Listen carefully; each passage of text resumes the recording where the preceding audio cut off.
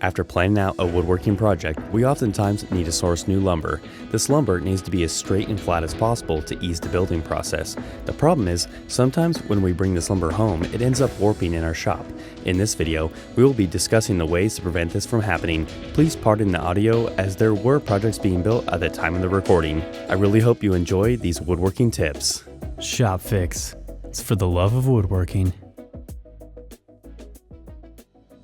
You've probably been to a lumber yard or something like that, and the sheets, if you buy sheets of plywood, the ones on top are always warped. If we expose one side to either more moisture or less moisture, it's going to relate with that, and it can do it very fast, overnight. So this is actually walnut burl, it's veneer. We can think of it as a regular board, it doesn't matter. But if I take it and I expose one side to moisture, okay? Now I expose it to a lot of moisture, but we're gonna speed this process up, okay? So I expose it to moisture. This is the sheet of plywood that's on top at the lumber yard. There's nothing wrong with it. It just got exposed to moisture, or it got exposed to a drier environment. Okay? So that quickly it can warp. That's why if you glue up some panels and you leave them laying on a card or on a workbench, and you come back the next day and they're warped, the only thing you did wrong is you did not balance them out. Okay? And so it's really simple to balance that out. Is you just keep something else, a scrap board. So on those sheets of plywood, keep a piece of cardboard or keep a scrap piece of plywood on top, and they'll always stay good, because while this is warped, I fix it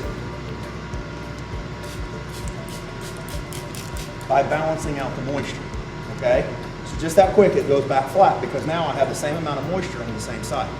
Same principle to any piece of wood, okay? Any piece of plywood, if I take a piece of plywood and I lay it flat on a workbench, especially if it hasn't acclimated to that environment, and I'm going from a really dry area to a really humid area, what's going to happen is it's going to warp just like I showed. It's going to bow this way, okay? And that's another thing you can tell, is it drying out or is it expanding, is if it's adding moisture, it's going to do this. If it's drying out, it's going to warp this way. Oh, wow. Does that make sense? Yeah. Now all of a sudden, I lay that piece of plywood on a couple of skids. Now what happens is I get air circulating all the way around it. Well, it's losing moisture evenly now. It's balanced. But we also have UV light. So UV light, what does it do to wood? I'm not sure. It changes its color over time. So species like cherry, walnut can change very rapidly. So by covering that stuff, it balances out. It doesn't allow it to take moisture or lose moisture really quickly.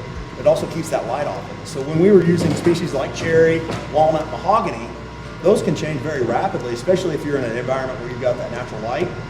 You put a blanket over it when you're done working, it's not going to change color, and it's going to hopefully retain its flatness much better. Cool.